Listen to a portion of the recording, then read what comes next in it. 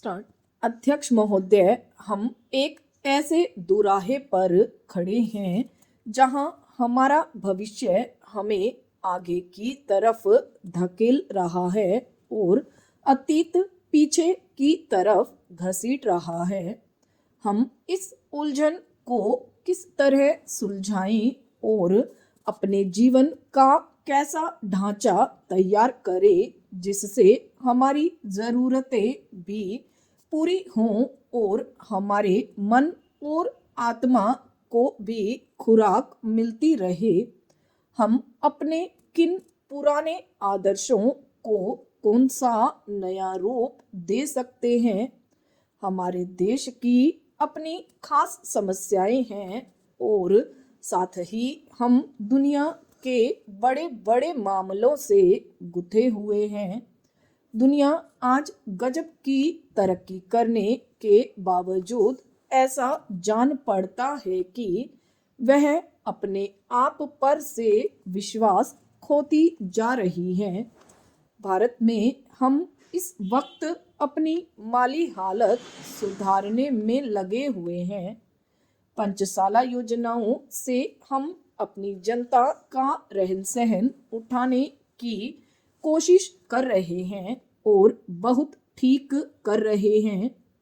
बगैर इसके किसी भी तरह की तरक्की संभव नहीं। कल्याणकारी राज्य का आदर्श तो अच्छा ही है, फिर भी यह एक थोथी और बेजान चीज हो सकती है क्योंकि आज ऐसे देश भी दुनिया में हैं जो इस मकसद को पा चुके हैं, पर उनके सामने भी नए नए सवाल और नई नई गुत्थियां आ गई हैं और इन गुत्थियों को वे मशीनों से या माली हालत को सुधार कर सुलझा नहीं पाए।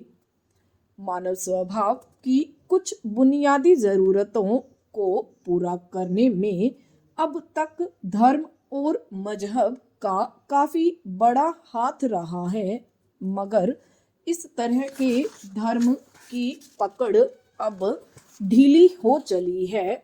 उसका असर फीका पड़ चुका है और वह आजकल की दलीलों और साइंस के सामने टिक नहीं पा रहा है।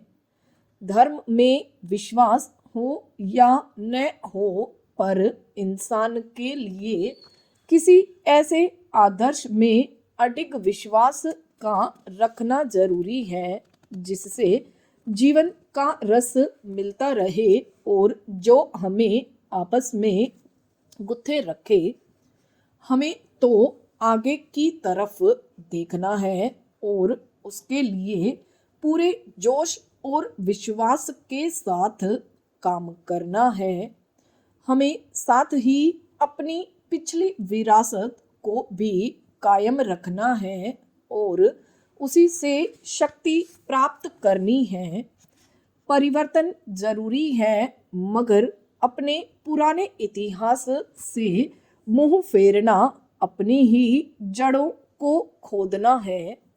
अतः इस परिवर्तनशील समाज में यह देखना भी आवश्यक है कि इस परिवर्तन से कहीं किसी स्थान पर सामाजिक ढांचों को चोट तो नहीं पहुंचती या किसी रूप में सामाजिक अहित तो नहीं हो रहा।